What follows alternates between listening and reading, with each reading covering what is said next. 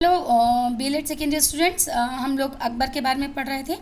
अकबर से पहले हम लोगों ने अकबर के जीवन के विषय में पढ़ा। आज हम पूरा उसका सार पढ़ेंगे एक बार कि अकबर ने अपने प्रारंभिक समय में क्या क्या कार्य किए और उसके दरबार में किस तरह के प्रतिनिधि थे, नवरत्नों के बारे में पढ़ेंगे। अकबर ने जब शुरुआती दौर में जो उसे सत्ता मिली तो शुरुआती दौर में उसने साम्राज्यवादी नीति को अपनाया। मालवा, जौनपुर, चुनार, जयपुर, मेड़ता, कई सारे राज्यों को उसने जीता। ठीक है, हमने बीच में बताया था कि बहुत सारे अफगान शासक से उसकी लड़ाई हुई। शेर खां से, कछवाहा राजपूत से, राजा जयमल, रानी दुर्गावती के पुत्र, तो ऐसे करके बहुत सारे शासकों से उसका युद्ध हुआ। अकबर का अंतिम युद्ध खानदेश के साथ हुआ और अली खां जो खुद अकबर का वफादार था, उसका बेटा जो है उसकी अधीनता स्वीकार करने के लिए तैयार नहीं था, इसलिए अकबर ने इसके साथ युद्ध किया। 1572 से 82 का जो समय था वो अकबर की धार्मिक नीति को समर्पित है। उसने इबादत खाने की स्थापना करी, दीन इलाही धर्म चलाया और स्वयं कई सारे ऐसे कार्य किए जिसमें कई सारे अपने राज की देखभाल के लिए उसने वकील, वज़ीर यानी कि दीवान, सद्र, मीर बख्शी, खानसामा, इन सब का जो है वो कार्य किया।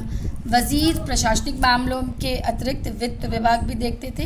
वज़ीर की स्थिति प्रधानमंत्री जैसी थी।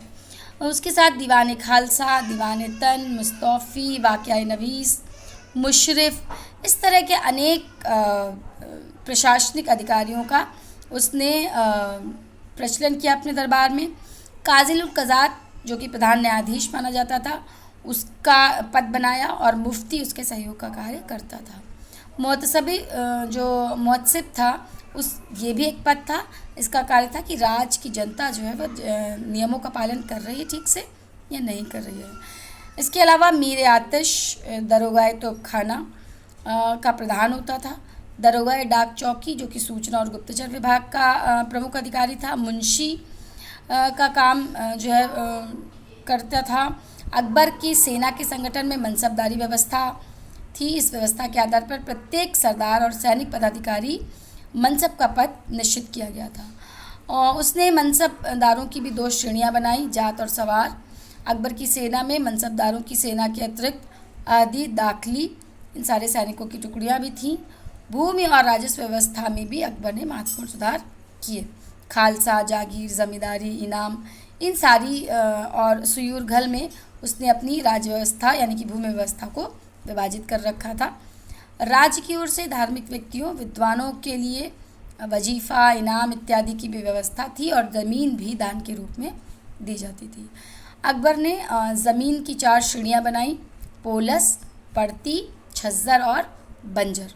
लगान वसूली का कार्य ज़मीन की क्वालिटी को देखकर किया जाता था और लगान की वसूली करने वाले व्यक्ति को करोड़ी कहा जाता था, जो कि हालांकि प्रारंभ में ये व्यवस्था संतोषप्रद नहीं थी, इसलिए 1580 में दहशाला प्रबंध और जब्ती व्यवस्था शुरू की गई।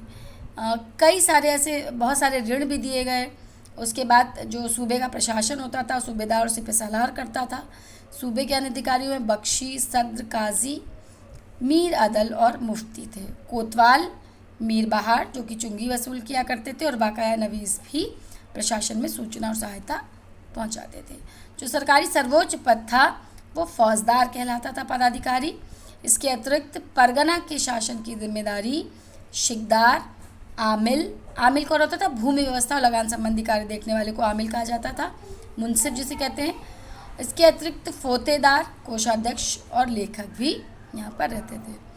1563 ईस्वी में अकबर ने तीर्थ यात्रा कर को हटाया। जजिया कर जिसे 1564 में जजिया कर को भी हटा दिया गया। जजिया कर वो था जो हिंदुओं पर लगाया जाता था तीर्थ यात्रा के लिए। मतलब कि हम कह सकते हैं कि अकबर ने एक ऐसा सामाजिक वातावरण तैयार किया जिससे राज्य की समस्त जनता मिलजुल कर रह सके। अकबर की ये नीति सुलह कुल के नाम से विख्यात हुई। आपको पता होगा अकबर के दरबार में 9 प्रमुख रत्न थे या व्यक्ति थे जिनको 9 रत्न कहा जाता था और बीरबल इसमें सबसे अधिक प्रिय था अकबर का। अबुल फजल अकबर के दरबार में महत्वपूर्ण विद्वान जिसने अकबरनामा और आईने अकबरी की रचना करी। इसके अतिरिक्त गीता, महाभारत, रामायण, पंचतंत्र, सिंहासन, बत्तीसी, बाइबल, कुरान इत्यादि का अनुवाद भी अकबर के समय में फारसी में हुआ था। आज हम अकबर की ही के बारे में पढ़ते हैं। जहांगीर के बारे में नेक्स्ट क्लास में पढ़ेंगे, क्योंकि अगर अभी पढ़ा देंगे तो कन्फ्यूज़न हो जाएगा आपको। तो यह अकबर की कुछ महत्वपूर्ण पॉइंट्स हैं जिससे आप अकबर के बारे में संपूर्ण इतिहास जान पाएंगे। तो आज के लिए इतना ही। नेक्स्ट क्लास में हम जहांगीर पढ़ेंगे।